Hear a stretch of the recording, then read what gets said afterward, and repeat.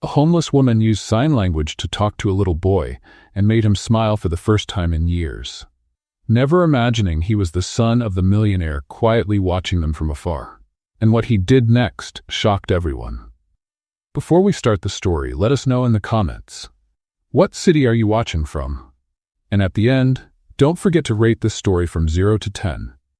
Enjoy the story. Lisa was sitting on a park bench, an old faded cloth on her lap, with a dozen colorful beads forming small bracelets, the only way she had to earn a few coins for food.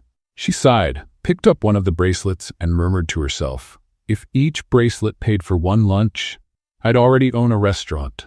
That's when something made her stop. Across the park, sitting on another bench, an 8-year-old boy was crying. Crying in a way that broke your heart. No sound, but his whole body was shaking. His face was buried in his knees, and his shoulders trembled as if he was carrying the weight of the world. Lisa frowned. Something about that boy felt different. He was wearing expensive clothes, a blue wool coat, clean sneakers, and a digital watch far too big for his small wrist. He wasn't a street kid. He was a kid lost on the inside. Without thinking twice, Lisa stood up, grabbed a bracelet from her pocket, and walked over to him. "Hey, champ," she said in a soft but cheerful voice. "Is this bench big enough for two, or is it reserved for broken hearts only?" The boy lifted his head. His eyes were full of tears, red and swollen, and he stared at her without saying a word. Lisa sat down anyway. "That's okay, I'll just be the sad extra in your drama if you want, but fair warning, I cry ugly, you know, red nose, puffy eyes, total disaster, still nothing, no sound." She tried again. "Did you argue with someone? Skip school? Did something happen?" That's when the boy started moving his hands. Quick, precise motions, but no sound. Lisa blinked, confused, and then her heart started racing. He was using sign language. "Wait, are you talking to me?" she asked, surprised, and quickly responded with trembling hands. "I know a little bit of that too." The boy froze like he'd seen a ghost. "You understand signs?" he asked with unsure gestures. Lisa smiled and signed, "Yes, a little. My mom taught me. She used to say silence is the most honest language in the world." The boy wiped his tears and signed, "I miss my mom." Lisa paused. His silent words echoed loud inside her. "Where is she?" "In heaven," he signed, head down. "She died 2 years ago. Since then, my dad only works. He doesn't talk to me." Lisa's expression softened. His pain was pure, raw. She knelt beside him, letting the beads fall to the ground. "Hey, look at me," she signed slowly. "You're an amazing kid, you know that?" He looked at her, unsure. Because even with all this, she pointed around them, at the cold, the wind, the rushing world, you still have the courage to cry. That means your heart is still alive. He stayed quiet, taking in every word. Lisa then did what she did best, turned sadness into laughter. "But seriously, if you keep crying like that, you're gonna attract every pigeon in town. They love drama, big gossips, they go like this." She started imitating a pigeon bobbing its neck, making silly faces. "Look over there, the fancy coat kid crying in front of the homeless lady." The boy let out a small giggle, half shy, half confused, but it was real. Lisa smiled wide. "There it is. First smile of the day. See? Still works." Meanwhile, across the street, inside a discreet black car, Richard Stanford, the billionaire and the boy's father, was watching everything. He had rushed out in a panic after the security guard told him his son had run away. He'd spent hours driving around the city until he found him there, sitting with a stranger. But what left him frozen was this, the smile. Oliver was smiling, a light, natural smile, something Richard hadn't seen since the day they buried his wife. He gripped the steering wheel, not knowing what to feel. Part of him wanted to run over and hug his son. Another part was breathless, just watching this unexpected scene. Lisa and Oliver kept signing to each other. "So you're like a silence spy?" she joked. He replied, laughing. "Something like that." For a brief moment, time seemed to stand still, but the spell broke when a tall man in a black suit came running up. "Oliver," he called out of breath. "Oh my God, I finally found you." The boy got startled. "That's my dad's driver," he signed quickly. Lisa stood up, confused. "It's okay, he was just talking with me." The driver looked her up and down, suspicious. "Mr. Stanford is waiting." Before leaving, Oliver turned and signed to her. "Bye, Lisa." She smiled and replied, "Bye, spy." The black car pulled away, disappearing among the tall buildings. Lisa stood still, staring into the distance, with a strange feeling that something important had just happened. Little did she know that this brief encounter, full of tears and laughter, would be the beginning of something that would change her life forever. And everyone else's too. That night, Lisa couldn't get the boy out of her mind. Lying on the park bench, wrapped in a thin blanket full of holes, she looked up at the stars and thought about Oliver. His shy smile, the tears that had run down his small face. She sighed, adjusting the old backpack that served as a pillow. That kid has everything. Fancy clothes, name-brand shoes, a watch that probably costs more than a car. But he's all alone, she whispered to herself. Rich and sad. What a strange mix. She turned on her side, trying to find a more comfortable position on the cold bench. I bet his dad doesn't even know he cries. Probably too busy counting money or having meetings with other people in suits. Meanwhile, across town, inside a mansion that looked more like a museum, Richard Stanford was still awake. He paced back and forth across the room. He was still in his work suit, tie loosened, hair slightly messy. In his hand, he held a glass of whiskey he had barely touched. The image of his son smiling wouldn't leave his mind. 2 years. 2 whole years without seeing that smile. He walked over to the window and looked down at the glowing city. Millions of people, millions of lives. And none of them had been able to make Oliver smile, until a stranger, sitting on a park bench, did the impossible in just a few minutes. He ran his hand over his face, exhausted. Who was that woman? He asked out loud into the silence. How did she do in 5 minutes what I haven't been able to do in 2 years? He took a sip of the whiskey and closed his eyes. He knew what he had to do. He stood there for hours until the sky began to brighten. When the sun came up, Richard made a decision. He put on a coat, grabbed his car keys, and left. He had to find her. The park was empty when Richard arrived. It was just after 7 in the morning. He parked the car and walked to the bench where he had seen Oliver the day before. Nothing. He walked a little farther, scanning every corner, every shadow. And then he saw her.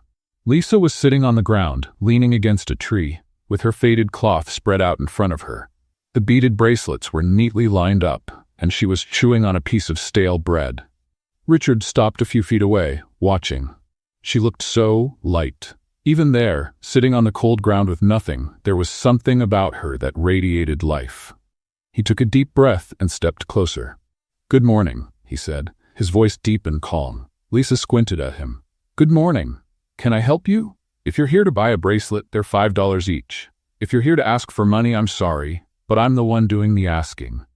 Richard almost smiled but held back. "My name is Richard Stanford." Lisa kept staring at him, confused. "Nice. I'm Lisa Nobody. Pleasure."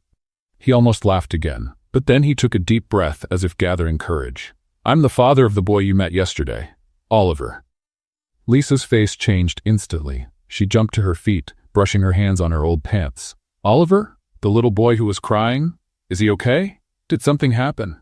"He's fine," Richard answered quickly. "Better than he's been in a long time, actually." Lisa relaxed a bit, but she was still looking at him with suspicion. "So, what do you want with me?" Richard hesitated. This conversation was harder than he thought. "I wanted to thank you for what you did yesterday." Oliver hadn't smiled in 2 years, not since his mother passed away. Lisa felt a tightness in her chest. "I'm sorry." "And yesterday?" Richard's voice cracked a little. "Yesterday was the first time I saw my son smile again." There was a heavy silence between them. Lisa crossed her arms, but her expression had softened. "He's an amazing kid. He just needed someone to really see him." Richard swallowed hard. Her words hurt more than they should have. "I know," he said quietly. Lisa tilted her head, studying the man in front of her. He looked powerful, important, but also lost. "Let me guess," she said, now with a sharper tone. "You're the kind of dad who works so much he forgets he has a kid at home, right?" Richard stared at her, surprised by her bluntness. "Oh, so you're the busy dad who prefers spreadsheets over hugs." He didn't know what to say. No one had ever spoken to him like that. No one had ever dared. Lisa went on, with no mercy, but every word hit like the truth. "You know what the problem is with people like you? You think money fixes everything. That paying for an expensive school, designer clothes, imported toys, that's love. But it's not. Kids don't want an allowance. Kids want attention. They want you to put down your phone and ask how their day went. They want you to sit on the floor and play, even if it feels silly. They want you to be there. Richard pressed his lips together. Every word hit like a sharp blade. Oliver doesn't need a rich father, she finished, eyes locked on his. He needs a present one. The silence that followed was deafening. Richard took a deep breath, taking it all in. He could have been offended, could have walked away, but he didn't, because deep down he knew she was right. "You're right," he admitted, voice low. "I failed him." Lisa blinked, surprised. She hadn't expected him to agree. "But I want to change that," Richard went on, looking straight into her eyes. "And I think you can help me." "Me?" Lisa almost laughed. "How?" "I want you to work at my house, as a nanny. Oliver needs someone like you." Lisa froze. For a second she thought she'd misheard. "Sorry, what? I'm serious." She let out a loud, honest laugh and shook her head. "You've got to be kidding. Did you hit your head on the way here?" "I'm not joking. Look at my resume, pal." Lisa opened her arms, pointing at the bracelets scattered on the ground. "I sell bracelets on the street. I sleep under a store awning. My last steady job was 3 years ago, and I got fired for arguing with the manager. You really want me to take care of your kid?" "Yes." The answer came fast, firm, without hesitation. "But I'm not a nanny. I can barely take care of myself." Richard stepped forward. "You made my son smile. In 5 minutes, you did what I couldn't in 2 years. That's worth more than any degree." Lisa swallowed hard. Part of her wanted to believe him, as in her. But the other part, the part that had been let down so many times, told her to be cautious. "And what do I get out of this?" she asked, challenging. "A fair salary, a place to live, meals, and the chance to make a difference in a child's life." Lisa looked at him, searching for any sign of a lie, a trap. But all she saw was honesty. She took a few steps, thinking, biting her lip. "This is crazy." "Maybe," Richard admitted, "but sometimes crazy is the only sensible thing to do." Lisa stopped and looked at him again. "You really think I can help?" "I'm sure of it." She took a deep breath, looking around. The park, the bracelets, the life she knew. It wasn't much, but it was hers. And suddenly, there was someone offering something different. Something impossible. "All right," she said, barely believing her own words. "But if this is some kind of prank, I swear I'll sell bracelets outside your company's front door." Richard smiled for the first time. Lisa picked up her things, stuffed the bracelets into her old backpack, and looked at him with a smirk. "I hope your house has a decent bathroom, because I haven't showered in 3 days and I smell like a wet pigeon." Richard couldn't help but laugh. And just like that, not really knowing what she was getting into, Lisa took the first step toward a whole new life. Richard drove in silence, focused on the road. Lisa looked out the window, watching the city go by. Fancy shops, upscale restaurants, well-dressed people rushing by with brand-name bags. "So," she started, breaking the silence, "is your house far?" "About 20 minutes from here." 20 minutes driving or 20 minutes walking? Driving. Lisa let out a low whistle. "Wow, I could walk all day and still not leave my block." Richard chuckled briefly but said nothing. She kept looking out the window, but the anxiety started to build. What was she doing? Getting into a stranger's car, going to a house she didn't know, to care for a child she'd just met? "Hey," she said, turning to Richard, "just so you know, if you're some kind of crazy kidnapper, I can scream really loud, and I bite too." Richard nearly choked on his own breath. "I'm not a kidnapper." That's exactly what a kidnapper would say. He shook his head, trying to hide a smile. When they finally arrived, Lisa was speechless. The mansion was huge. No, huge didn't even cover it. It was massive. 3 stories, a huge garden, automatic gates, and a fountain right in the middle of the driveway. It looked like something out of a soap opera. "Oh my goodness," Lisa murmured, stepping out of the car and looking around. "Is this a house or a hotel?" "It's my house." "You live in all of this alone?" "No, I live with Oliver, and we have a few staff." Lisa did a full circle, taking in every detail. "You could fit about 50 people in here, easy." Richard locked the car and motioned for her to follow. "Come on, I'll show you the inside." As soon as the main doors opened, Lisa felt like she had stepped into another world. The floor was polished marble. A giant chandelier hung from the ceiling. Wide stairs looked like they belonged in a castle, and the paintings on the walls probably cost more than she could earn in 10 lifetimes. She stopped in the middle of the entrance hall. slowly turning around. Is this for real? Do people actually live here or just visit on special occasions? Before Richard could answer, a middle-aged woman appeared from one of the hallways. She wore a spotless uniform, her hair pulled back into a tight bun, and had an expression that could freeze water. "Mr. Stanford," she said formally, "I wasn't aware you'd be bringing company." Richard turned to Lisa. "This is Helen, the housekeeper." Lisa waved and smiled. "Hi, Helen. Nice to meet you. I'm Lisa." Helen looked her up and down, examining every detail. The worn-out clothes, the old backpack, the scuffed sneakers. Her nose wrinkled slightly, as if she had caught a bad smell. "Nice to meet you," she said, without a trace of warmth. "Lisa will be working here," Richard explained. "She's going to be Oliver's new nanny." A cold silence followed. Helen blinked, as if she wasn't sure she had heard correctly. "Nanny?" she repeated, barely hiding her disbelief. "That's right." Helen opened her mouth to say something, but held back. Instead, she forced a polite smile. "Understood. I'll prepare a room for her." "Thank you, Helen." The housekeeper walked away, but not before throwing one last sharp glance at Lisa. "I don't think she liked me very much," Lisa said as soon as Helen disappeared down the hall. "Don't mind her. Helen's tough with new people." "Tough or just unfriendly?" Richard didn't answer. At that moment, a door opened upstairs and Oliver came running down the steps. When he saw Lisa, his face lit up. He rushed down the last few steps and stopped in front of her, signing quickly and excitedly. Lisa smiled and replied in sign language. "Hey, champ, did you miss me?" Oliver nodded eagerly, again and again, then hugged her. A tight, sincere hug full of relief. Lisa felt her chest tighten. It had been so long since someone hugged her like that. Like she mattered. All right, she said, gently stroking the boy's head. "I'm here now." Richard watched the scene from a distance, and for the first time in a long while, he felt something warm in his chest, something he no longer knew how to name. In the days that followed, Lisa and Oliver settled into a routine. Every morning, after breakfast, they'd sit in the living room and make up games. Simple games, made only with gestures and laughter. "See that vase over there?" Lisa signed, pointing to a very expensive porcelain vase in the corner of the room. "I bet it costs more than a car."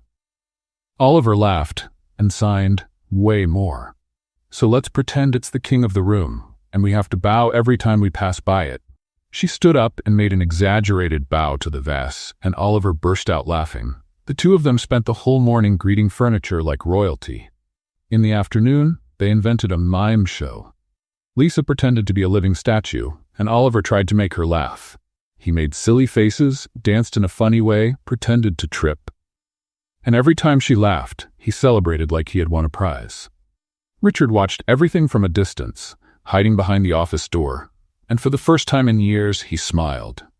A real smile, one that came from inside. But not everything was perfect. One afternoon, while Lisa was helping Oliver with a giant puzzle in the living room, Helen showed up. She carried a tray with tea, but the look she gave Lisa was anything but friendly. "Tea, miss," she said, setting the tray on the table with more force than necessary. "Thank you, Helen." The housekeeper stood there watching. Lisa tried to ignore it, but her presence felt heavy, uncomfortable. "May I ask you something?" Helen said after a long silence. Lisa looked up. "Sure. Where are you from?" "From the Central Square." "Why?" Helen crossed her arms. "And before that?" Lisa frowned. "Before that, I lived in lots of places. Why do you ask?" Helen gave a cold smile. "I just want to understand what kind of person Mr. Stanford brought into this house." The tone was clear, accusing, suspicious. Lisa stood up slowly, meeting the housekeeper's eyes. "The kind of person who's doing the job no one else here could." Helen narrowed her eyes. "Be careful, girl," she said in a low, threatening voice. "People like you don't last long around here." Lisa felt a chill run down her spine, but didn't let it show. Instead, she smiled. "Then I better enjoy it while it lasts, right?" Helen turned around and left the room, without saying another word. Oliver, who had watched everything in silence, signed. "Is she mean?" Lisa shook her head and signed back. "No, she's just afraid of losing her place." But deep down, Lisa knew it was more than fear. It was a threat. And she needed to stay alert. Because in that big, quiet, luxurious house, something was hidden. Something she couldn't see yet, but could feel in the air. and Lisa wasn't sure if she was ready to find out what it was. The next morning, Lisa woke up early. The room Helen had prepared for her was bigger than any place she had ever slept in. The bed was soft, the sheets smelled like lavender, and there was even a window with a view of the garden. Still, she had trouble sleeping. She was used to street noise, cold wind, and the hardness of a park bench. She got up, put on the cleanest clothes she had, and went downstairs to the kitchen. There, she found Oliver sitting at the table, stirring a bowl of cereal absent-mindedly. Lisa walked over and signed. "Good morning, champ. Did you sleep well?" He nodded yes, but his eyes were distant. She sat next to him and watched for a moment. There was something different in the way he looked out the window, like he was searching for something that wasn't there anymore. "Can I ask you something?" Lisa signed. Oliver turned to her. "Do you think about your mom a lot?" The boy's face changed. He lowered his eyes and nodded slowly. Lisa took a deep breath. She knew she was stepping into sensitive territory, but felt it was something she needed to do. "You know what I used to do when my mom died?" she signed gently. "I used to talk to her, even though I knew she wasn't here anymore." Oliver looked up, curious. "I'd talk about my day, the funny things that happened, how I was feeling. And you know what I found out? That talking to her made me feel less alone." Oliver sat quietly, thinking about every word. Lisa smiled and went on. "Want to learn a special way to talk to her?" He nodded yes, eagerly. "Then come with me." The two of them went out to the garden. The morning sun lit up the flowers, and the air was fresh and clean. Lisa pointed to the sky and began to sign. "Every time you want to talk to your mom, look up at the sky and sign, like you're sending her secret messages. It can be anything, a hi, a miss you, or even a silly joke." Oliver looked up at the sky, hesitating. "Try it," Lisa encouraged him. He took a deep breath, raised his hands, and made a simple sign. "Hi, Mom." Lisa felt her eyes sting, but held back the tears. "Perfect. Now tell her something that happened today." Oliver thought for a moment and then signed to the sky. "Today I met Lisa. She's funny. I think you'd like her." Lisa had to look away, too moved to hide it. When she pulled herself together, she smiled at the boy. "I'm sure your mom is listening, and I bet she's smiling too." They stayed there for a few more minutes, Oliver signing to the sky, and Lisa beside him, respectfully silent. On the other side of the garden, hidden behind one of the windows, Richard was watching. He had come downstairs to get coffee and ended up seeing the whole scene. He couldn't hear what they were saying, but he saw the gestures, saw the way Oliver looked up with hope in his eyes. And for the first time since he buried his wife, Richard felt that maybe there was a way back. A way back into his son's heart.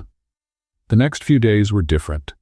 Lisa started teaching Oliver new ways to connect with his mom. They wrote little letters and let the wind carry them, drew stars on paper, and wrote her name on them, hummed songs she used to play on the piano. Richard started joining them too. At first he was shy, clumsy, but little by little he opened up. He sat with them in the garden, listened to Oliver talk about his mom, and even tried a few basic signs. One evening, after putting Oliver to bed, Richard found Lisa in the living room, flipping through an old photo album. "Thank you," he said, standing in the doorway. Lisa looked up. "For what?" "For giving me my son back," she smiled, closing the book. "He's always been here. You just had to look."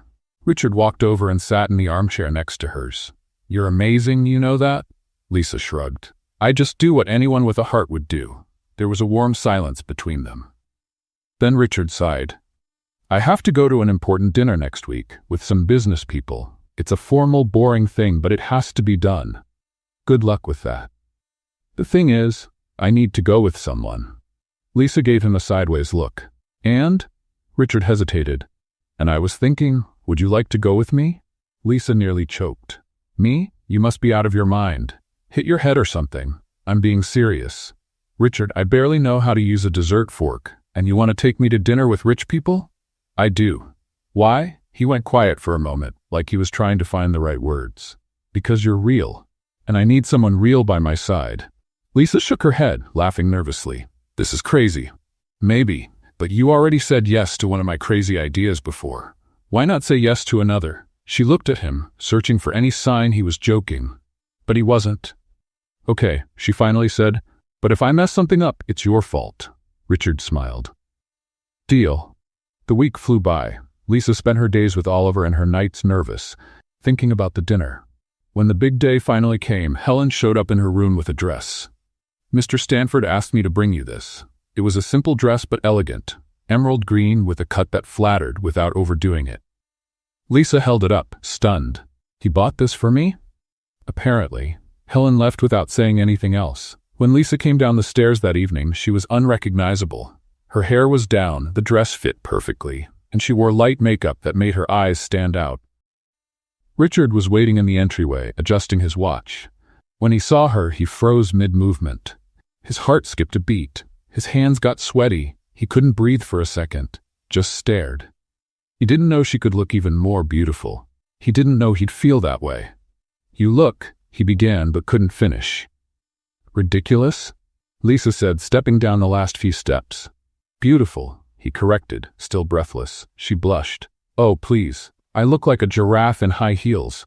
Richard laughed, but he couldn't take his eyes off her. "Shall we?" The dinner was at an upscale restaurant in downtown Manhattan. White tablecloths, crystal glasses, and a pianist playing in the background. Lisa felt completely out of place, but tried to hide it. Richard introduced her to the businessmen at the table. They were polite, but there was something in their eyes, something judgmental. One of them, a man in a gray suit with a gray beard, looked Lisa up and down and commented in a low voice, but loud enough to hear, "Interesting choice of company, Stanford. Where'd you find her?" "In the gutter?" The table went silent. Lisa felt her blood boil. Richard opened his mouth to say something, but she was quicker. "Actually, it was a park bench," she said, smiling sweetly. "But don't worry, I've taken a shower since then." Some laughed, others just stared. The man blushed, unsure how to react. Lisa went on, with as much irony as she could gather. "And what about you? Where'd you learn manners?" Because clearly it wasn't a very good place. The table burst out laughing. Even Richard, trying to stay composed, let out a genuine laugh. The rest of the dinner went smoothly. But the next day, everything blew up. A photo of Lisa next to Richard at the restaurant leaked online. Within hours, it was everywhere. And the media had no mercy. The CEO's homeless date. From the streets to a billionaire's arm. Richard Stanford's new flame raises eyebrows. Lisa saw the headlines on the phone Richard had lent her. Every word felt like a knife. Richard tried to control the damage. He called his team, asked them to take down the posts, but it was too late. The internet doesn't forget. When he found her in the garden, she was sitting on a bench, staring into space. "Lisa, I'm leaving," she said without looking at him. "No. This isn't for me, Richard. I don't belong in this world. You belong by my son's side, and that's all that matters." She finally looked at him, her eyes full of tears. "They called me a homeless woman. So what? You're more than any of them will ever be." Lisa shook her head and stood up. "I need to think." Before he could say another word, she went inside, leaving Richard alone in the garden, heart aching and scared of losing her. 2 heavy days passed in silence. Lisa barely left her room. She stared out the window, thinking, trying to figure out where she fit in this world that didn't feel like hers. Oliver knocked on her door several times, asking her to play, but she just smiled and said she needed to rest. Richard had also tried to talk, but she always found a reason to leave the room. On the second night, Lisa made a decision. She waited until everyone was asleep. The house was quiet. Only the ticking of the wall clock echoed through the halls. She grabbed her old backpack, stuffed the few things she had inside, and looked around the room one last time. The place was beautiful, comfortable, safe, but it wasn't hers. Before leaving, she found a piece of paper and a pen in the drawer. With a trembling hand, she wrote, "I wasn't born to live in a castle. Thank you for everything. Take good care of Oliver. Lisa." She left the note on the bed, grabbed her backpack, and tiptoed down the stairs. Her heart was pounding, like she was doing something wrong, but she knew it was the right thing to do. For her, at least. She slowly opened the front door, praying it wouldn't make a sound. It worked. She stepped into the yard, crossed the gate, and disappeared into the early morning darkness. When Oliver woke up, the first thing he did was run to Lisa's room. He knocked on the door, but there was no answer. He slowly opened it and found the room empty. The bed was neatly made, and on top of it, a piece of paper. He picked up the note and read it. He didn't understand every word, but he understood enough. Lisa was gone. Panic took over. He ran down the hallway, stumbled down the stairs, and rushed into the office where Richard was working. Richard looked up from his computer, surprised. "Oliver? What's wrong?" The boy started signing frantically, his gestures quick and desperate. "Lisa, she's gone. I need to find her." Richard felt the floor fall out from under him. He jumped up, grabbed the note Oliver was holding, and read it quickly. No. He crumpled the paper in his hand, his heart racing. Oliver kept signing, tears streaming down his face. "Dad, please, I need her." Richard looked at his son, saw the desperation in his eyes, and something inside him broke. He picked up the phone, called his assistant, and said something he had never said before. "Cancel all my meetings today." "Mr. Stanford, but the meeting with the investors, cancel everything." He hung up, grabbed the car keys, and looked at Oliver. "Let's go find her." They left together, Richard driving through the streets of New York while Oliver stared out the window, searching for any sign of Lisa. They passed by the park where it all began, empty. Drove around the block. Nothing. They went to all the places Richard thought she might be. Then finally, they saw her. She was sitting on the ground in front of a bakery, her faded cloth spread out, with the beaded bracelets neatly lined up, as if she had never left. Richard parked the car and got out quickly. Oliver followed. Lisa saw them coming and lowered her head. "I knew you'd find me," she said without looking up. Richard stopped in front of her, taking a deep breath to steady his voice. "Why did you leave?" "Because I don't belong there." "You belong next to my son." Lisa finally looked up, and her eyes were red. "I saw the news, Richard. I saw what they're saying about me. I don't want Oliver growing up hearing that his father is with a homeless woman." Richard knelt down to her level. "You don't understand. I didn't hire you out of pity. I hired you because my son smiles when you're around. Because you brought him back to life. And me too." Lisa blinked, surprised. "You're not just the nanny, Lisa. You're part of our family now." She was about to answer when she felt someone hugging her. It was Oliver, kneeling beside her, arms wrapped around her neck, crying. Lisa closed her eyes and hugged him back, her heart tight. "Okay," she whispered. "Okay, champ, I'll come back." Oliver pulled back, wiped his tears, and signed. "Promise?" She smiled and signed back, "Promise." Richard offered his hand to help her up. "But I have one condition," Lisa said, still holding his hand. "What is it?" "I want freedom. No labels, no red carpet, no pretending to be someone I'm not. If I come back as me." Richard smiled. "I don't want you to be anyone else." Lisa picked up her backpack, packed the bracelets, and followed them back to the car. When they arrived at the mansion, something felt different. Lisa sensed it as soon as she stepped in. The air was heavier, like someone had disturbed something. She went upstairs and stopped at the door. The drawers were open, clothes thrown across the bed. The backpack she had packed was dumped on the floor. Someone had been in there. Her heart raced. She looked around, searching for anything out of place. And then she saw it. On top of the dresser, one of her handmade bracelets was broken, snapped in half. That wasn't an accident. It was a message. Lisa picked up the broken bracelet and held it tightly in her hand. She knew exactly who was behind it. She rushed downstairs and found Helen in the hallway, carrying clean towels. "Someone went into my room," Lisa said, straight to the point. Helen looked at her with fake surprise. "Are you sure? Maybe you left it messy." "I didn't leave anything messy, and someone broke one of my things." Helen shrugged. "Maybe it was the wind. Wind doesn't open drawers." They stared at each other. The silence was tense, full of unspoken accusations. "Be careful what you're suggesting," Helen said, her voice low and threatening. "I'm not suggesting anything. I'm saying it." Helen took a step forward. "You're nothing but an intruder, and intruders don't last long here." Lisa didn't back down. "Then you better get used to me, because I'm not going anywhere." Helen pressed her lips together, turned her back, and walked off, her heels hitting the floor hard. Lisa stood in the hallway, her heart still racing. She knew this was just the beginning. Helen wasn't going to give up easily. She went back up to her room, locked the door, and sat on the bed, staring at the broken bracelet. Someone was trying to sabotage her. Someone wanted her gone. And Lisa needed to find out who it was before it was too late. But one thing she knew for sure, she wasn't going to let them push her out. Not this time. Because for the first time in a long while, she had something worth fighting for. A family, a purpose, and a place that, even if not perfect, was starting to feel like home. And no one was going to take that from her without a fight. The next morning, Richard had to leave early for the company.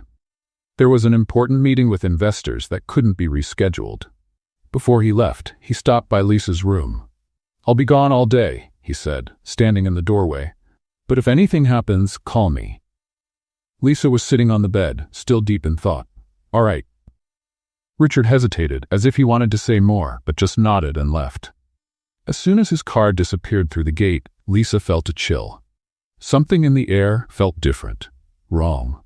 She went down to the kitchen, where Oliver was already waiting with a smile on his face. They had breakfast together, joking in sign language about which cereal was the best. Lisa pretended the chocolate cereal was an army invading the honey cereal's territory, and Oliver laughed so hard he almost choked. But the peace didn't last. Helen entered the kitchen with firm steps and a stern face. "Lisa, I need to speak with you, now." Lisa exchanged a look with Oliver and stood up. "What is it? Come with me." They walked into the main living room, where the rest of the household staff were already gathered. The driver, the cook, the cleaning lady.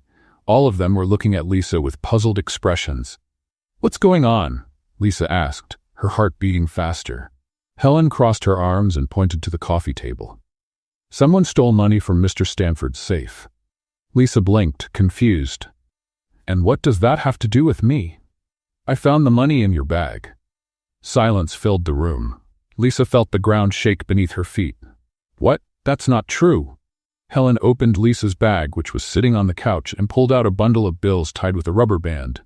"Not true? Then explain this." Lisa was speechless. She looked at the money, then at Helen, then at the others. They were all staring at her with suspicion. "I didn't take that. Someone planted it in my bag." "Sure," Helen said with sarcasm, "the same old excuse. I'm telling the truth." Helen picked up the phone. "I'm calling the police." "No, wait." But Helen was already dialing. Lisa felt panic rising inside her. This couldn't be happening. Not again. Not when she had finally found a place to belong. 15 minutes later, 2 police officers were in the living room. One of them, a tall man in a blue uniform, picked up the money and examined it. "This money was found in her bag?" he asked, pointing at Lisa. "Yes," Helen replied firmly. "And you're the owner of the house?" "No, I'm the housekeeper, but the owner is currently away." The officer turned to Lisa. "What's your version of the story?" Lisa took a deep breath, trying to steady her voice. "I didn't steal anything. Someone put that money in my bag to set me up." "And who would do that?" Lisa looked straight at Helen but didn't say a word. She knew no one would believe her. The other officer picked up the bag and started searching through it. "We're going to need to take you to the station to give a statement." "No, please, I didn't do anything." That's when Oliver came running into the room. He saw the officers, saw Lisa surrounded, and panic took over him. He began signing frantically, trying to explain that Lisa was innocent, that she'd never do such a thing, that Helen was lying. But no one understood. The officers looked at the boy, confused by the gestures. Helen pretended not to notice. "What's he doing?" one of the officers asked. "He's deaf," Lisa explained, her voice trembling. "He's trying to say I'm innocent. You understand sign language?" "I do. And he's telling the truth. I didn't steal anything." The officer sighed. "Look, miss, we're still gonna need you to come with us." Tears stung Lisa's eyes. Everything was falling apart again. That's when the front door burst open. Richard walked in like a storm, his suit wrinkled, his face red with anger. "What's going on here?" Everyone turned to him. Oliver ran and threw himself into his father's arms, signing desperately. "Mr. Stanford," Helen began, her voice calm. "I'm sorry to say this, but we found the stolen money from your safe in Lisa's bag." Richard looked at Lisa, then at the police officers, then back at Helen. "Stop this right now." "But sir, I said stop." He walked over to the officers. "There will be no statement. There was no theft." "But the money?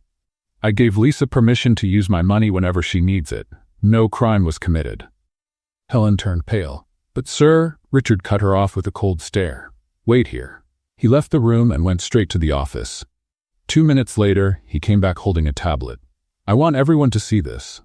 He opened the security camera app and played the video. The footage clearly showed Helen entering Lisa's room, opening her bag, and putting the money inside. The silence that followed was deafening. Helen tried to speak, but no words came out. "Can you explain this?" Richard asked, his voice dangerously low.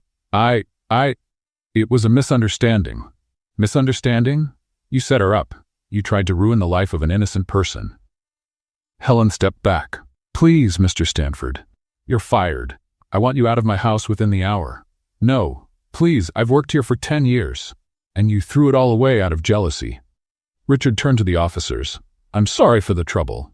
As you can see, there was no theft. It was a setup." The officers exchanged looks and put away their notepads. "We understand. Sorry for the inconvenience." They left, and Helen, her eyes filled with tears, went upstairs to pack her things.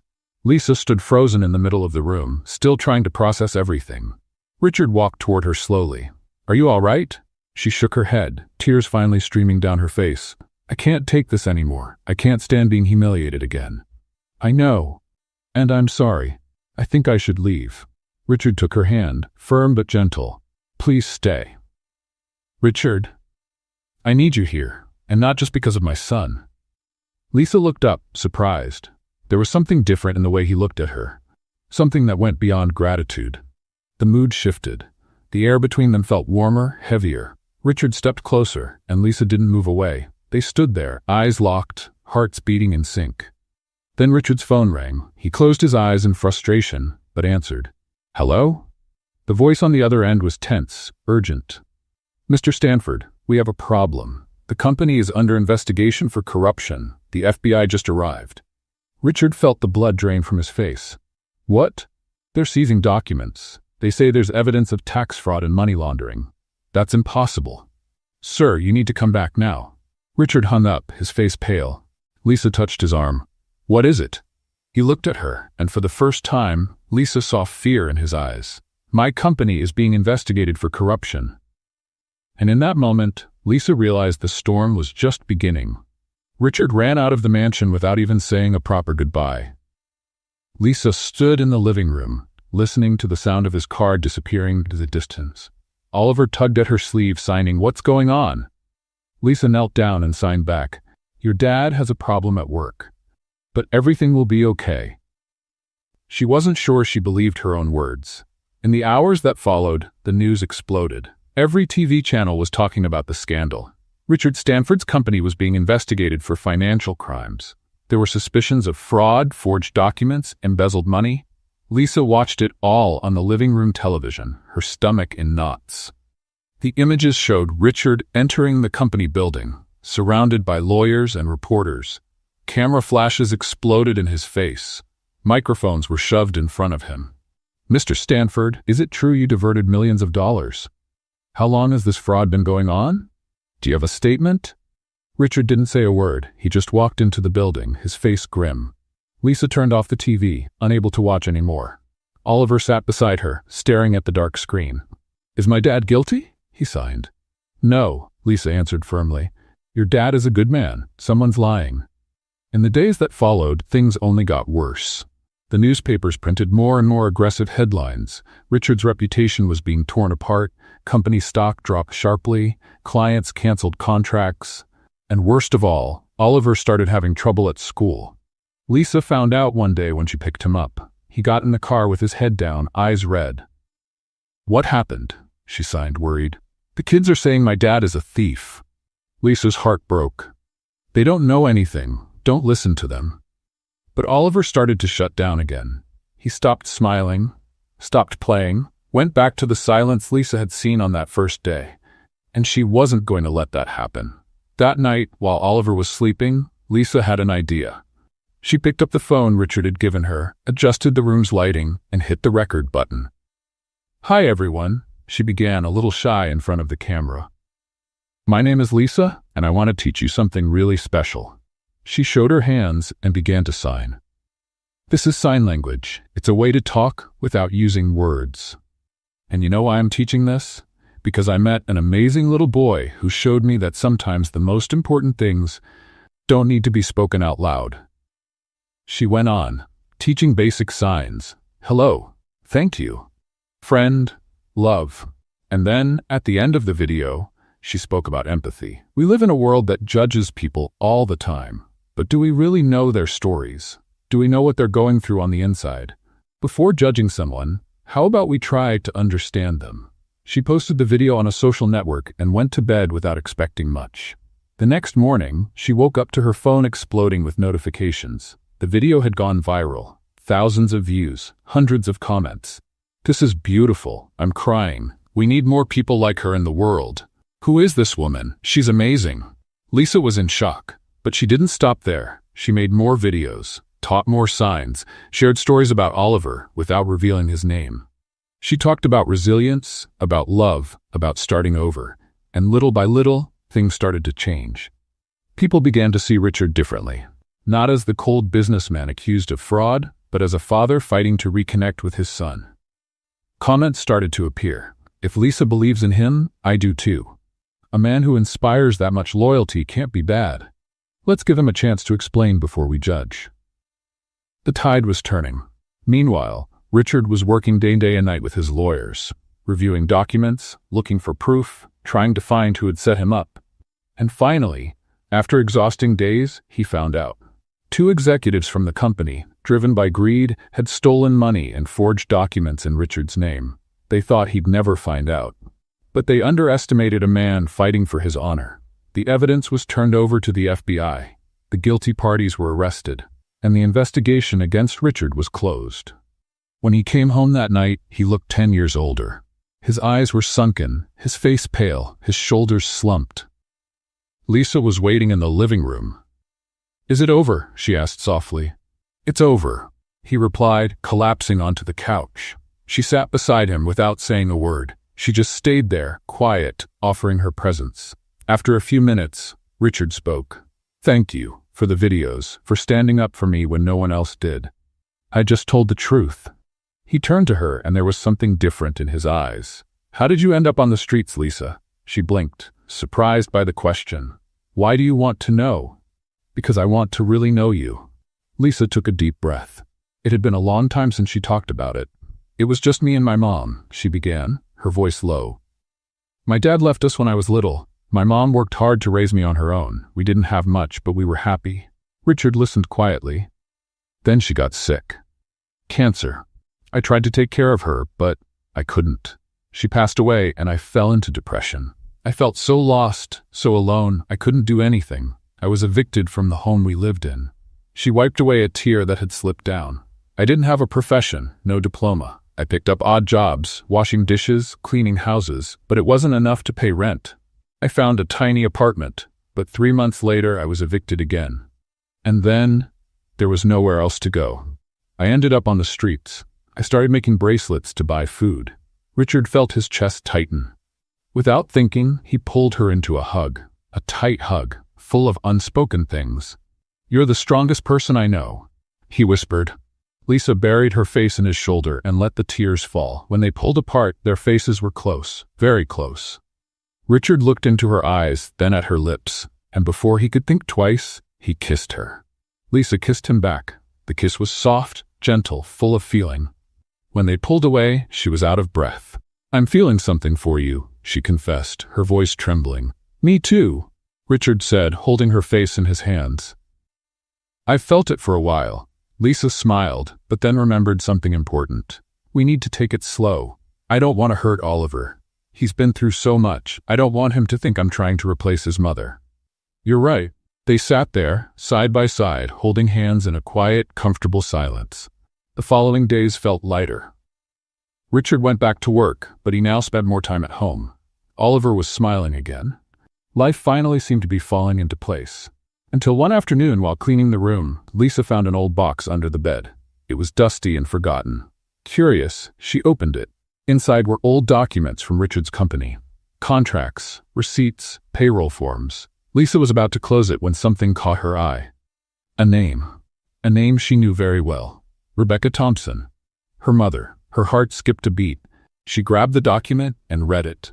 It was a termination letter, dated 10 years ago. Due to repeated absences and declining productivity, employee Rebecca Thompson is hereby dismissed from her duties, effective immediately. Lisa felt the ground disappear beneath her feet.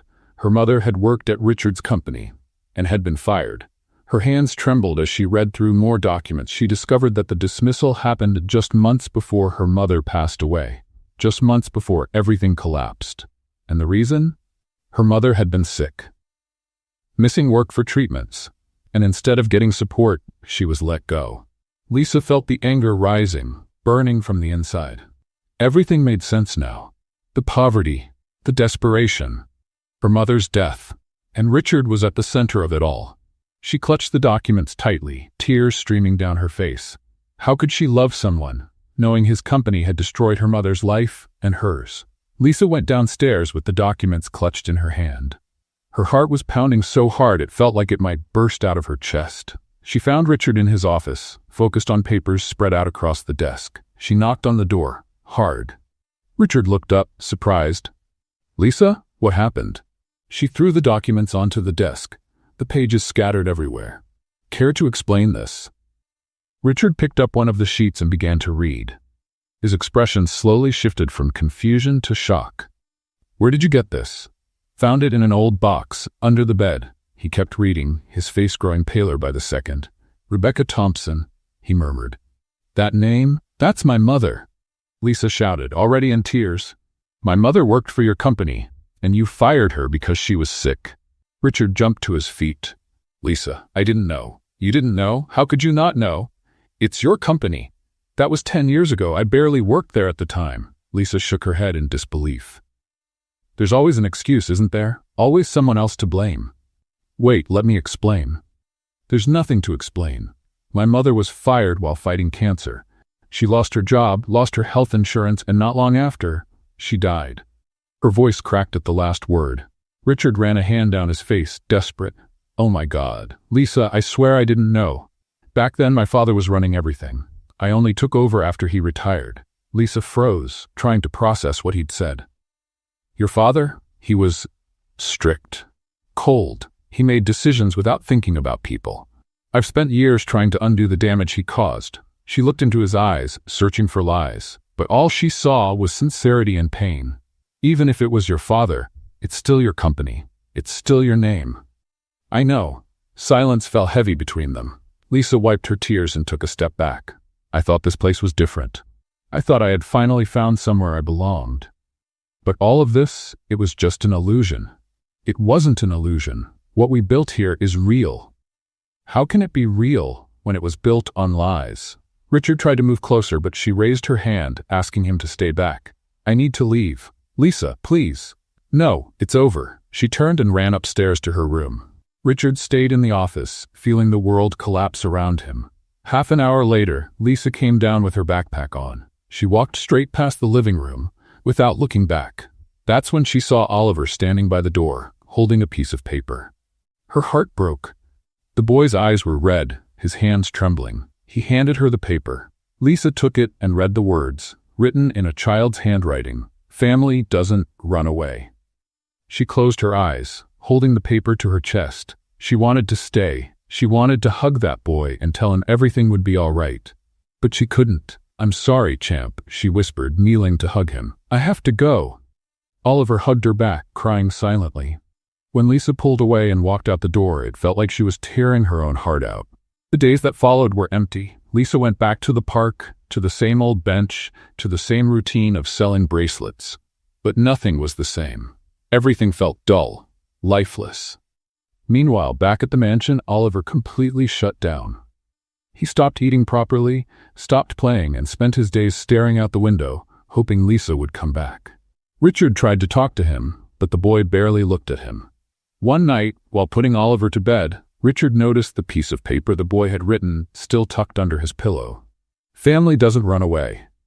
He sat on the edge of the bed and held his son's hand. "You're right," he said softly. "Family doesn't run, and I'm going to bring her back." The next day, Richard made a decision. He met with his lawyers and announced he would donate a significant part of his fortune to a social program focused on helping people who lost their jobs due to health issues. "I want this to be public," he said. "I want everyone to know we're making things right." The lawyers tried to argue, but he wouldn't budge. After that, he went out searching for Lisa. He drove all over the city, went to every place he thought she might be. Until finally, he found her. But she wasn't at the park. She was at a small community center in Brooklyn, surrounded by children. She was teaching sign language, using exaggerated gestures that made the kids laugh. Richard stood at the door, watching. Even after everything, even with a broken heart, she was still helping others. Lisa turned and saw him. Her smile disappeared. She said something to the children and stepped out the side door, heading straight to the street. Richard ran after her. "Lisa, wait." She walked faster, but he caught up. "Please just listen to me." "I don't have anything to listen to. I donated part of my fortune to a social program to help people who were unfairly fired because of health issues, like your mother." Lisa stopped but didn't turn around. "I can't change the past," Richard went on, his voice tight. "I can't bring your mother back, but I can try to do better from now on, and I need you for that." She finally turned, tears streaming down her face. "Why? Why me?" "Because you taught me how to be better. Because you brought my son back to me. Because I love you." Lisa's eyes widened. "Don't say that." "It's the truth. I love you, Lisa. And I know I messed everything up, but please, give me a chance to make it right." She shook her head, overwhelmed, emotional, not knowing what to say. That's when they heard the sound. An engine revving, tires screeching on the pavement. Lisa turned and saw a car speeding toward her, out of control. There was no time to react. Richard shouted and tried to pull her out of the way, but it was too late. The car came to a sudden stop, tires smoking, and halted just inches from her. Lisa fell to the ground, her heart racing, her body shaking. Richard dropped to his knees beside her, holding her tightly. "Are you okay? Are you hurt?" She shook her head, still in shock. The driver got out, pale as a sheet. "Oh my God, I'm so sorry. The brakes failed. I couldn't stop." Richard helped Lisa to her feet, and the two of them stood there, holding each other, breathing deeply, trying to process what had just happened. "You almost died," Richard whispered, holding her close. Lisa buried her face in his shoulder and for the first time in days let herself feel.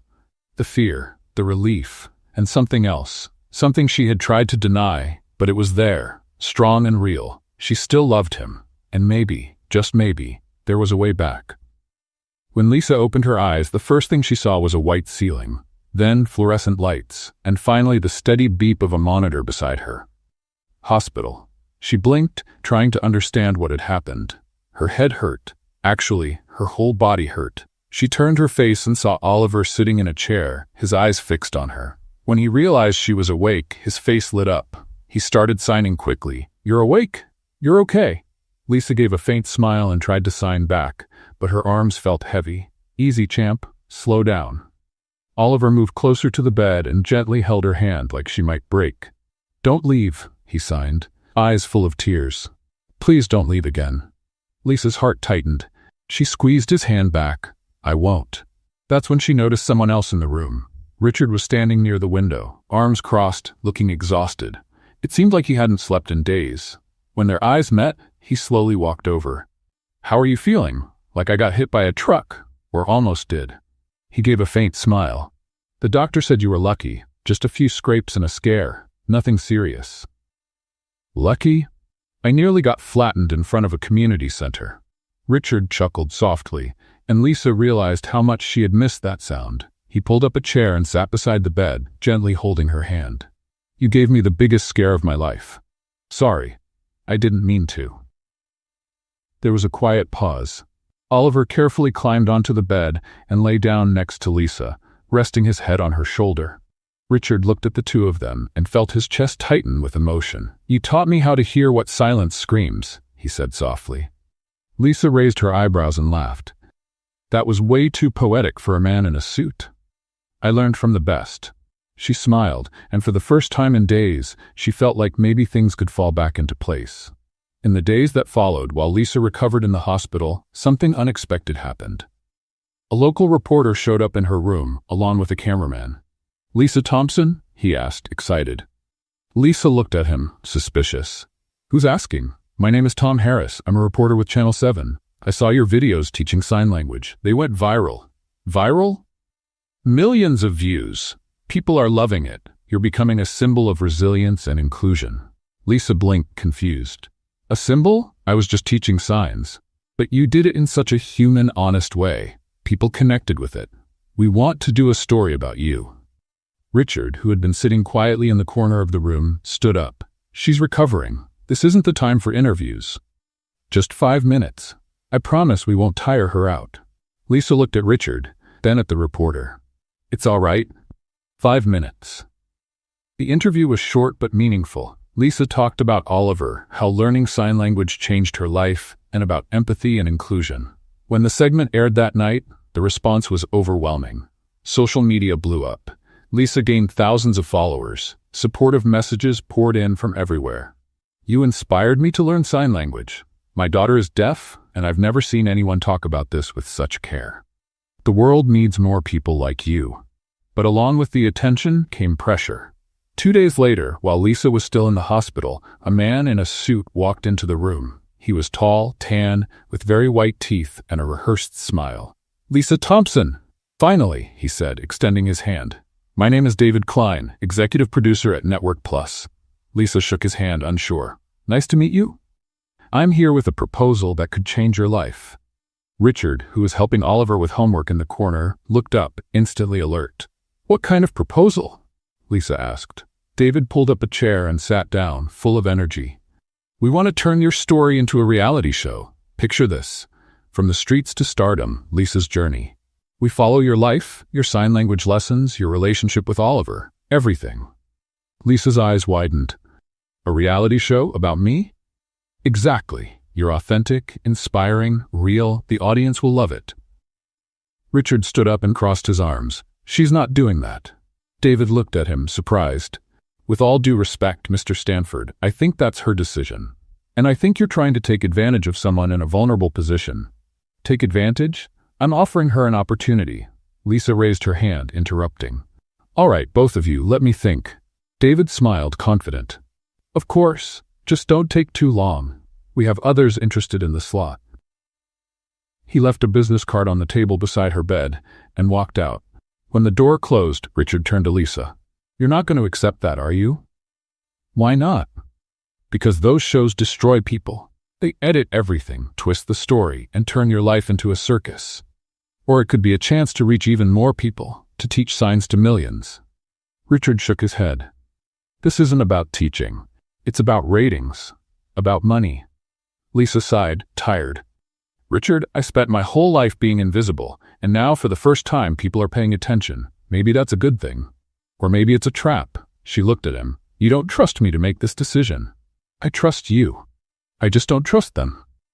Oliver, who'd been watching silently, signed, "What are you two arguing about?" Lisa smiled and replied in sign language, "Just boring adult stuff." He laughed. That night, alone in the hospital room, Lisa picked up David's card and stared at it. The offer was tempting. A lot of money, national exposure, the chance to make a difference on a bigger scale. But Richard was right. There were risks, and she wasn't sure if she was ready for all of that. She put the card in the drawer and closed her eyes, trying to rest. But sleep didn't come easily. The decision weighed on her, and deep down, Lisa knew that whatever choice she made would change everything. For better or worse, she didn't know yet. But one thing was certain. Her life would never be the same. 3 days later, Lisa was discharged from the hospital. She returned to the mansion, but the atmosphere had changed. Tense. Richard barely spoke to her, and every time the subject of the reality show came up, he changed the topic. One morning during breakfast, David Klein called. "Lisa, how's your recovery going?" "Getting better." "Great, because I have amazing news. I got $1 million contract approved for you. $1 million for a full season of the reality show." Lisa nearly dropped her glass of juice. "$1 million? That's right. You deserve it, sweetheart. Your story's going to inspire the whole country." Richard, who was reading the newspaper across the table, immediately looked up. "I need to think about it," Lisa said nervously. "Of course, but don't take too long. The offer expires in 48 hours. She hung up and found Richard staring at her. $1 million? He asked, in a tone she couldn't quite read. "That's what he said." Richard folded the newspaper and tossed it on the table. "And you're thinking of accepting it?" "Maybe." "Lisa, that's crazy." "Crazy is turning down $1 million. He stood up, running a hand through his hair. "You don't understand.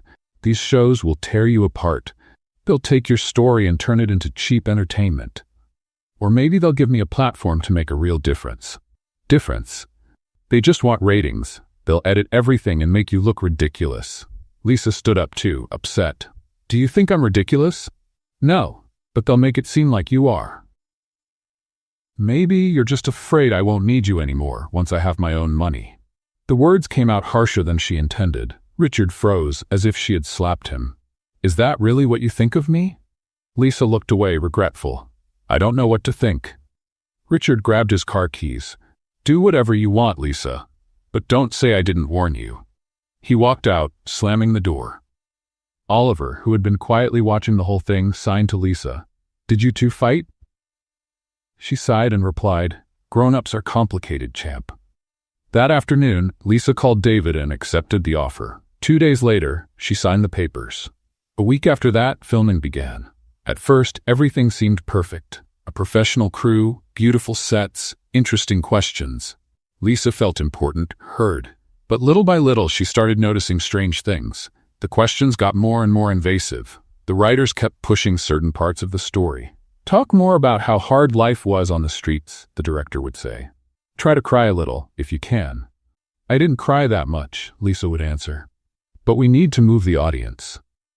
Then came the day of the live show, a 2-hour special telling Lisa's full story.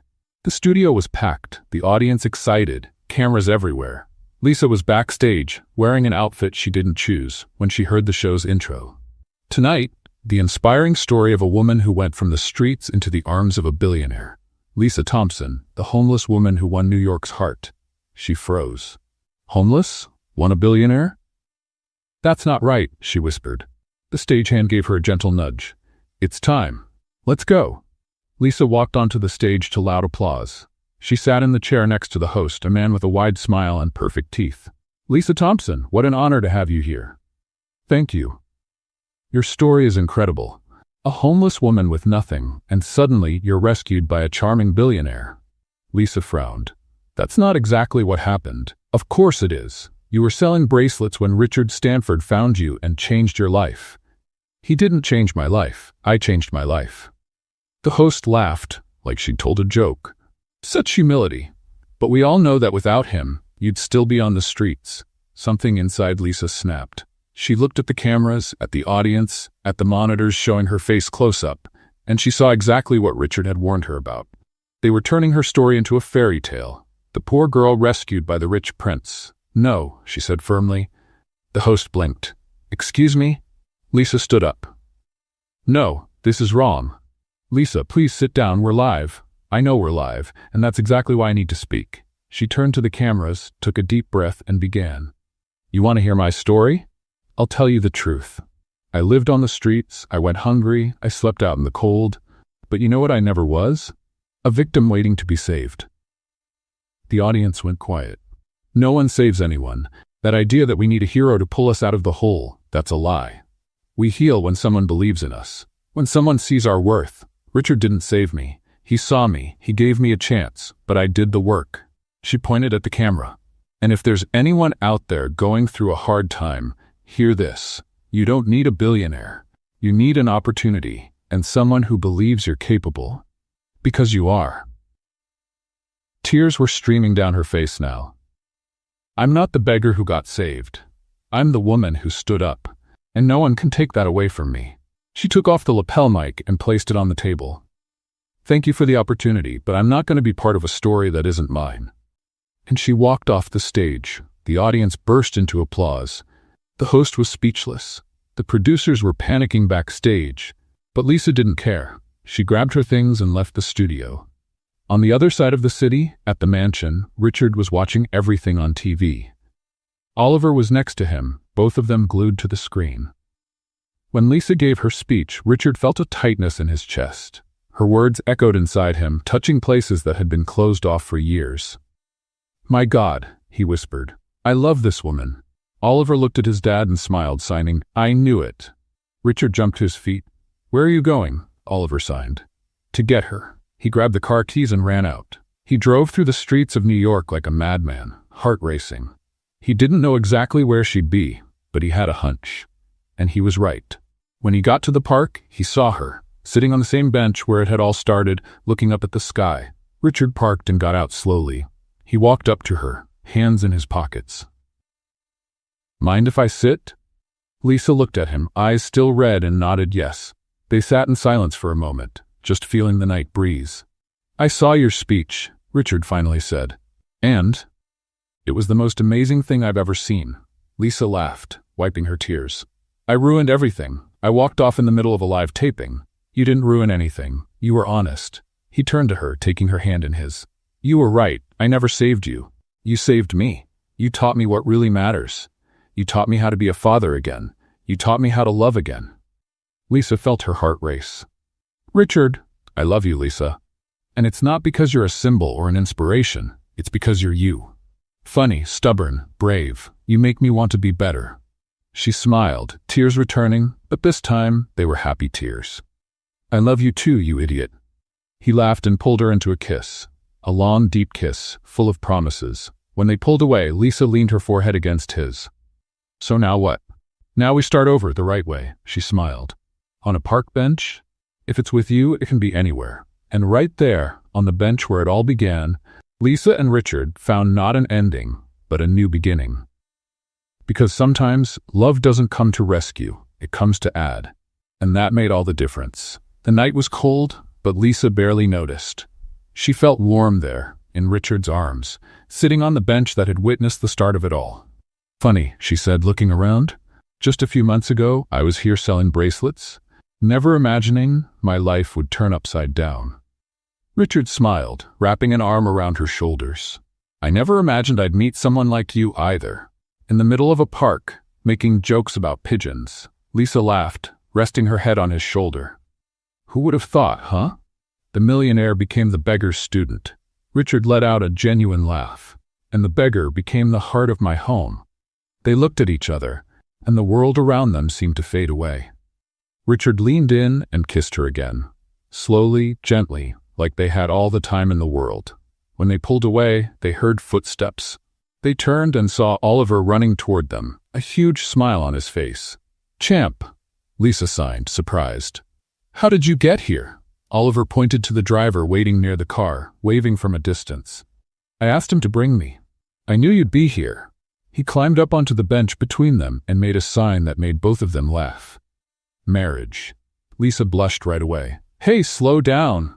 Who said anything about marriage?" Oliver insisted, making the sign again, this time pointing at both of them with extra emphasis. Richard laughed, ruffling his son's hair. "Looks like someone already decided our future. He's a bit bossy, isn't he?" Lisa joked. Oliver crossed his arms, pretending to be offended, but his smile gave him away. The three of them stayed there for a while longer, chatting in signs, laughing, enjoying the simplicity of that moment. No cameras, no spotlights, just them. 2 weeks later, Lisa was helping Oliver with his homework when the mail arrived. Among the bills and ads, there was an official envelope. Her name was written by hand, in old-fashioned, careful handwriting. "What's this?" she murmured, opening the envelope. Inside, a letter from the law firm Miller & Associates. "Dear Lisa Thompson, we inform you that you have been identified as the sole heir to the property located at 428 Maple Street, Brooklyn, NY. The house belonged to your late mother, Rebecca Thompson, and is now legally in your name. For more information, please contact us." Lisa read the letter 3 times, unable to believe it. "A house?" she whispered. "My mom had a house?" Oliver noticed her expression and signed. "What happened?" I think I inherited a house." She showed the letter to Richard, who had just gotten home from work. "Is this for real?" he asked, reading quickly. "Looks like it. But I don't understand. My mom never owned a house. We always rented." Richard picked up the phone. "I'll call the office and schedule a visit. We need to see this ourselves." The next day, the 3 of them went to the address. It was an old neighborhood in Brooklyn, with small houses and trees lining the sidewalks. When the car stopped in front of number 428, Lisa felt her heart race. The house was simple. 2 stories, peeling paint, overgrown garden, but something about it felt familiar, like it touched a deep part of Lisa's memory. "I know this place," she murmured. "I've been here before." The lawyer was waiting at the door, holding a folder of documents. "Miss Thompson? I'm James Miller. Nice to meet you." This house, it really belonged to my mother? Yes. Purchased in 1995, fully paid off by 2003. She never sold it, but she never came back either. Lisa looked at the house, trying to piece things together. Why didn't she ever tell me? James hesitated. Well, according to the documents we found, your mother left this house suddenly in 2005. There are police reports involving domestic violence. Lisa's legs felt weak. Violence? Yes. Your father, Daniel Thompson, was arrested several times for assault. Your mother fled the house with you, who was 5 at the time, and never came back. She probably kept the property as a backup, but never returned out of fear of being found. Lisa covered her mouth with her hand as tears began to fall. I didn't know. I barely remember anything from that time. Richard held her hand tightly. Your mother protected you. She did what she had to do. James handed her the keys. The house is yours now. You can do whatever you want with it. Lisa took the keys, the metal cold and heavy in her hand. They went inside together. The interior was dusty, with furniture covered in old sheets and a musty smell in the air. Still, there were memories hidden in every corner. Lisa stopped in the living room and closed her eyes. Suddenly, images came back, her younger self playing on the floor, her mother smiling, singing a song, and then yelling. Things breaking. Fear. She saved me, Lisa whispered. She gave up everything to protect me. Richard wrapped his arms around her from behind, resting his chin on her shoulder. And now you can honor that. Turn this place into something new. Lisa looked around, her mind starting to turn. I know what I want to do, she said, turning to him. I want to turn this house into a school, a sign language school, free for kids in need, for families who can't afford it, a place where everyone is heard, even in silence. Richard smiled, proud. It's perfect. Oliver, who had been exploring the rooms, came running back and signed. Can I help? Lisa knelt down and signed back. Of course you can. You'll be the assistant teacher. He jumped with excitement, and the 3 of them hugged right there. In the middle of a house once filled with pain, now about to be filled with hope. In the following weeks, the renovation began.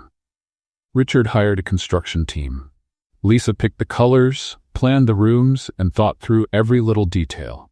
They painted the walls a soft yellow, installed big windows to let in the light, built a spacious classroom with boards, teaching materials, and even a small stage for performances. Lisa worked day and night, pouring love into every repaired wall and corner. And as the house came back to life, Lisa felt herself being rebuilt too. Not just surviving, but thriving. One afternoon, while they were hanging posters of the sign language alphabet on the walls, Richard paused and looked at her. Are you happy? Lisa smiled, wiping the sweat from her forehead. More than I ever thought I could be. He stepped closer and gently held her face in his hands. Then answer me something. What? Would you spend the rest of your life with me? Lisa's eyes widened. You're proposing in the middle of a renovation? Technically, Oliver already did. I'm just making it official. She laughed, tears welling up again. You don't even have a ring. I have this. He pulled one of the bracelets Lisa had made months ago from his pocket, the same one he'd kept since the very first day. It's not a diamond, but it means a lot more. Lisa looked at the bracelet, at the man standing in front of her, and felt her heart overflow. Yes, she said, smiling.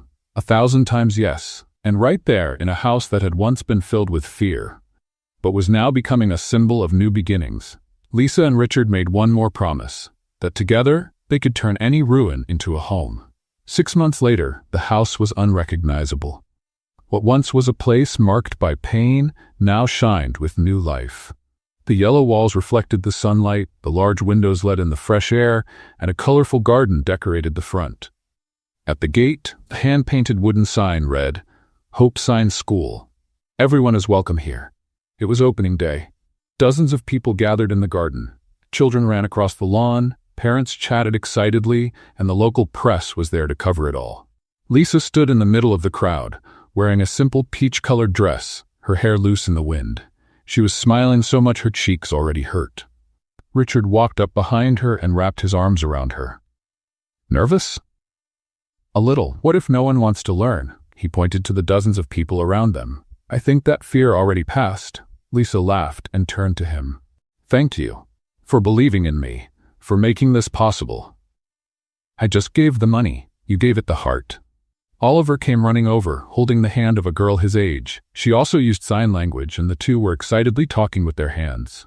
"Dad, Lisa, this is Julia. She's deaf like me." Lisa crouched down and greeted the girl in signs. "Hi, Julia, welcome." The girl smiled shyly and replied, "Thank you. I've never had a teacher who spoke my language." Lisa's heart swelled. That made it all worth it. The opening was a success. Lisa taught the first class, showing basic signs to a mixed group of children and adults. At the end, everyone applauded, and she knew without a doubt she was exactly where she was meant to be. When night fell and the guests had gone, Lisa, Richard, and Oliver stayed in the garden, resting on plastic chairs. "Tired?" Richard asked. "Exhausted, but happy." Oliver was lying on the grass looking at the stars. Suddenly, he sat up and signed something. "Dad, when are you going to propose to her for real?" Richard almost choked on his water. "What? You gave her a bracelet. That's not a real proposal. You need a ring on one knee, the whole thing." Lisa burst into laughter. "He's right." Richard looked at the two of them, stunned. "Did you two plan this?" "No." Lisa and Oliver replied at the same time, one with signs, the other with his voice. Richard shook his head, but he was smiling. "Okay, you win." 3 weeks later, on a sunny Saturday, Richard asked Lisa to go for a drive. "Where are we going?" she asked as he drove. "It's a surprise." They arrived at the same park where it all began. Lisa looked around, confused. "Why are we here?" "You'll see." He led her to the bench, and that's when Lisa noticed. There were balloons tied to the trees, flower petals scattered on the ground, and Oliver standing in the middle of it all, holding a sign. Lisa read the sign and burst out laughing. She said yes once. "Let's try again with witnesses." "You two are ridiculous," Lisa shouted, laughing so hard she could barely breathe. Richard knelt down in front of the bench and pulled a small box from his pocket. "Lisa Thompson, you are the most amazing, funny, stubborn, and brave woman I've ever met. You changed my life, my son's life, and the lives of dozens of people. You taught me how to listen, how to feel, how to truly love. Will you marry me? For real this time?" Lisa wiped away her tears, still laughing. "With a ring and everything?" "With a ring and everything." She held out her hand, trembling. "Yes, of course, yes." Richard slipped the ring on her finger. It was simple, delicate, perfect. They kissed while Oliver clapped and cheered. 2 months later, the big day arrived. The wedding would take place in the school garden, a place that represented everything they had built together. The decorations were simple but beautiful. Lights hung from the trees, wildflowers in vases, white chairs arranged in rows. A small wooden altar was draped with light fabrics. Lisa was in one of the school's rooms, adjusting her dress. It was white, light, with delicate lace on the shoulders. Nothing fancy, but perfect for her. There was a knock on the door. "Come in." Oliver walked in, wearing a tiny suit that made him look like a miniature grown-up. He stopped and looked her up and down, his eyes wide. "You look beautiful," he signed. "Thank you, champ." "You look very handsome, too." He laughed, then made another sign. "Ready to be my mom?" Lisa felt her eyes sting. She knelt down in front of him and held his small hands. "I felt like your mom for a long time." Oliver hugged her tightly, and they stayed like that for a moment, in silence but saying everything.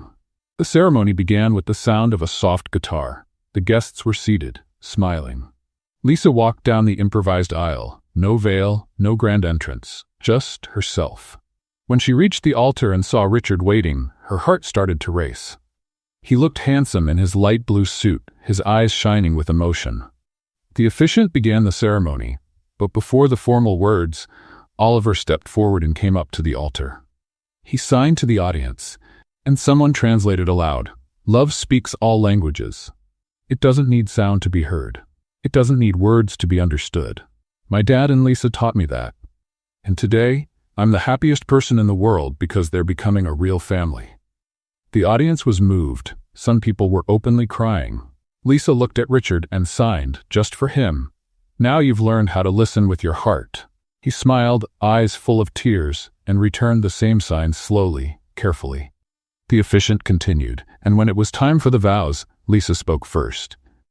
"Richard, I spent so much time thinking I needed to be saved, but you showed me that I've always been strong. You didn't save me, you saw me, and that changed everything.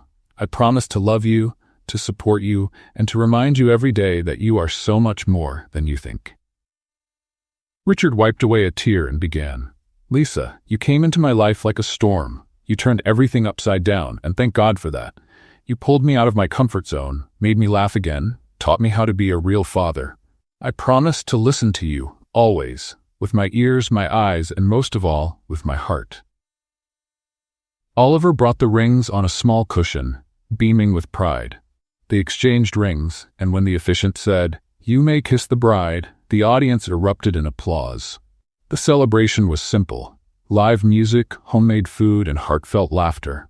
There was no luxury, but there was plenty of love. Lisa and Richard danced their first song in the middle of the garden, under lights gently swaying in the breeze. "Happy?" he asked, spinning her slowly. "More than I ever thought possible." Oliver joined the dance, and soon others did too. Children ran between tables, adults chatted excitedly, and everything felt just right. Later, as the night wore on and the guests began to leave, Lisa and Richard sat on a bench in the garden, looking at the stars.